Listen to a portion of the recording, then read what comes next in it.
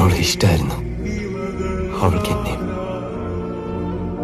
നിങ്ങളൊന്നിരുന്ന് സംസാരിച്ച് തീരുന്ന പ്രശ്നമല്ല പറഞ്ഞു ഇവിടെ വരെ കൊണ്ട് എത്തിച്ചത്.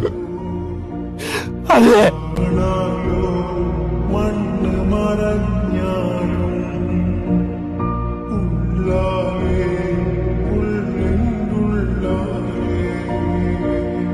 താരങ്ങൾ